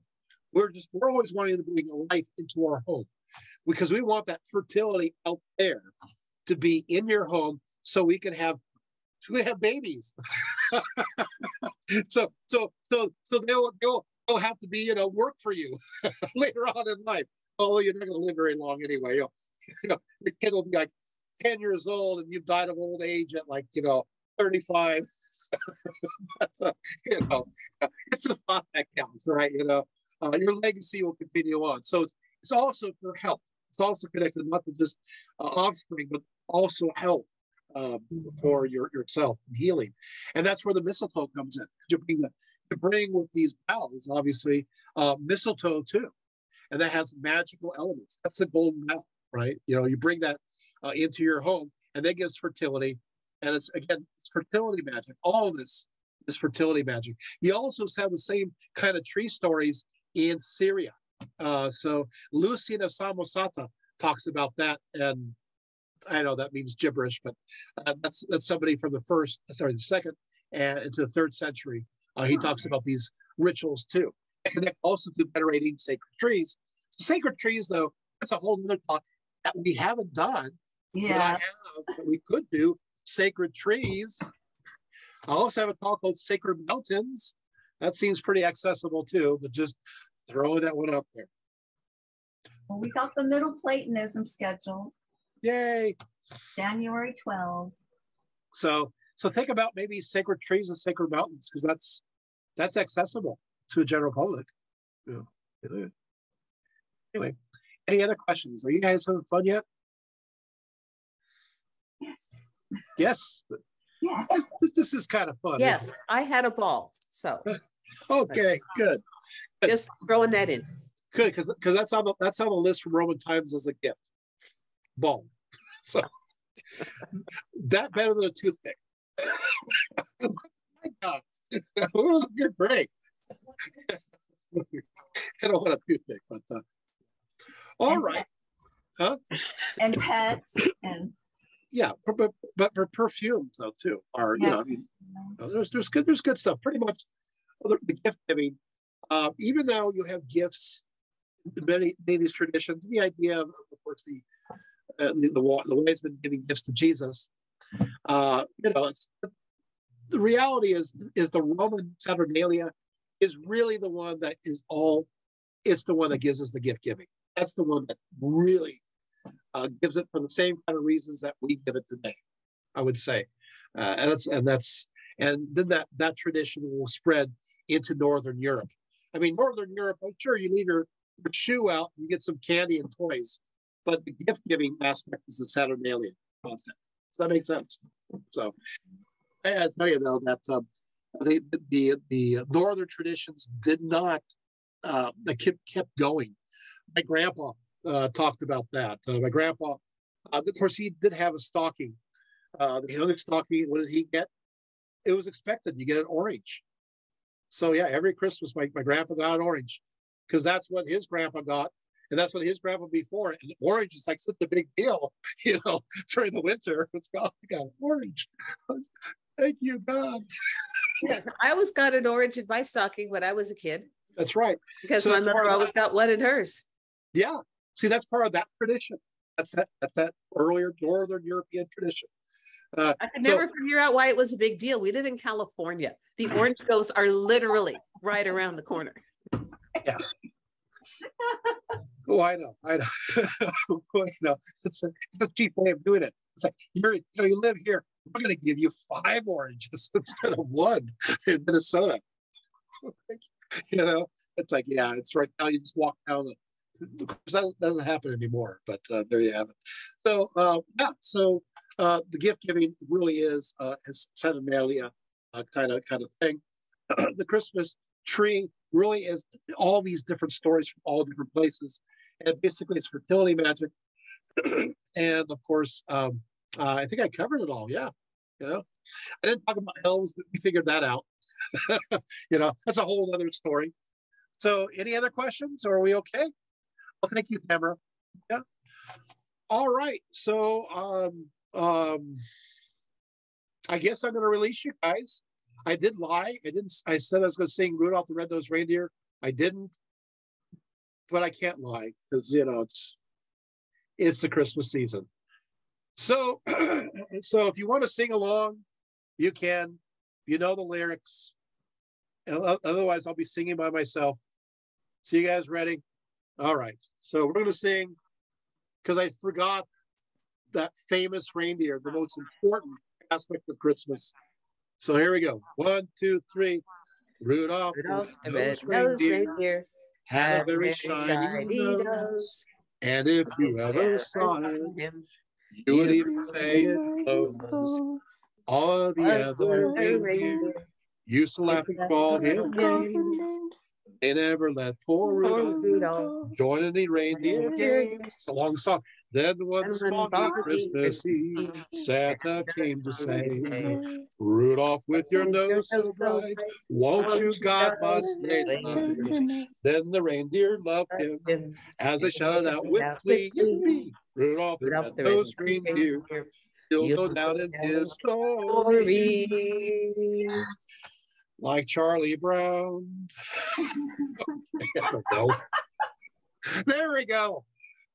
This wasn't more wacky. It's even more crazy. But hey, I got to tell you, it's Christmas season, and I am still working on grading finals. So I want to wish you all a good night. I feel like I need to be Santa Claus saying that. But I forget the rest because I'm tired. Merry Christmas to all, and to all a good night. That's right. Merry Christmas to all, and to all a good night. Thank you all for joining us. This was awesome. All right. Be well, and happy holidays, everyone. Happy holidays. Thank you. Thank you, Margie. Thank you, James. Thank you, everyone. That was fun. You guys had fun. Be well.